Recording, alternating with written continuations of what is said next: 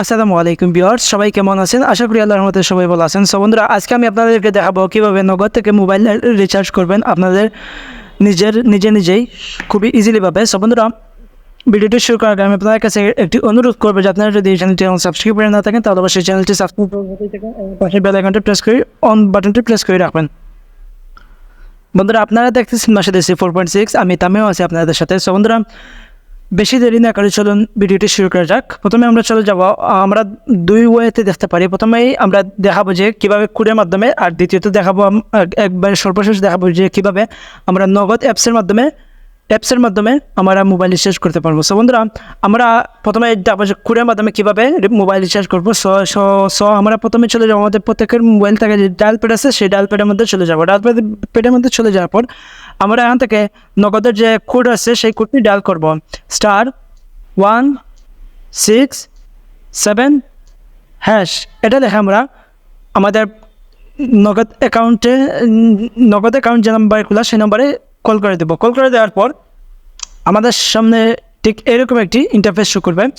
Interface show করার পর আমরা এখান থেকে 3 নম্বর যে অপশান আছে মোবাইল রিচার্জ, ওখানে ক্লিক করবো। আমরা 3 তুলেই সেন্টে ক্লিক করবো। সেন্টে ক্লিক করার পর আমাদের সামনে ঠিক এরকম একটি ইন্টারফেস শো করবে যে আপনার মোবাইল অপারেটর সিলেক্ট করার জন্য আপনার কোন ধরনের সিম। যেহেতু আমার গ্রামীণ সিম, সো আমি এখান থেকে গ্রামীণ 3 নম্বরে আছে জিপি 3 নম্বরে আছে, সেখানে আমি 3 ক্লিক করবো। 3 ক্লিক করার পর সেন্টে ক্লিক করবো। সেন্টে ক্লিক করার পর আমার দেওয়া আছে যে প্রিপেড সিলেক্ট করবো। আমরা প্রথমে যে প্রিপেড সিলেক্ট করে দেবো।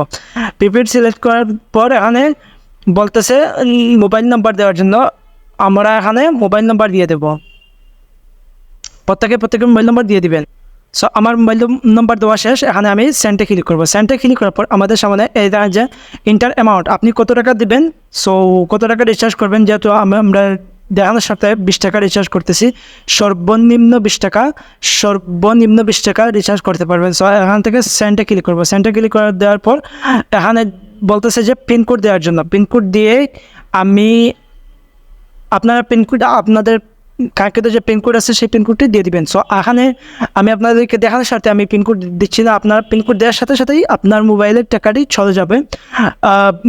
নোট বিষয় হচ্ছে যে আপনার নগদ ব্যালেন্সে 20 টাকা থাকতে হবে, দেন চলে যাবে আপনার মোবাইলের মধ্যে সব।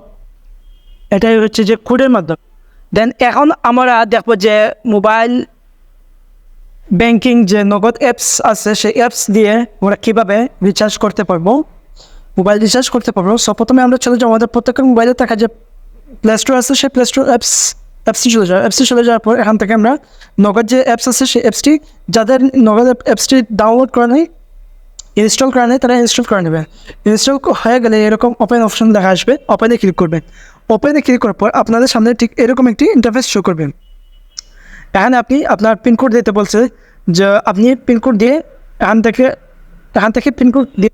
সো আমার পিনকোড দেওয়া শেষ। পিনকোড দেওয়ার পর আমি এখান থেকে নগদে চলে আসলাম। চলে আসার পর আমরা এই দেখেন যে খুবই ইজিলিভাবে এই দেখেন যে 3 নম্বর যে অপশান আছে মোবাইল রিচার্জ যে অপশান আছে সেই অপশানে ক্লিক করবো। ক্লিক করার পর আমরা এখান থেকে এই যে নাম অথবা আপনার ডিজিট নম্বর 11 ডিজিটের নম্বরটি তুলতে বলতেছে। সো আমি আমার নম্বরটি তুলে দিলাম, যেহেতু গ্রামীণ তুলে দিলাম। দেন এখান থেকে আমি 20 টাকা সিলেক্ট করে দেবো। 20 টাকা সিলেক্ট করে দেবো। পরবর্তীতে ক্লিক করবো। পরবর্তীতে ক্লিক করার পর আপনার পিন দিতে বলছে।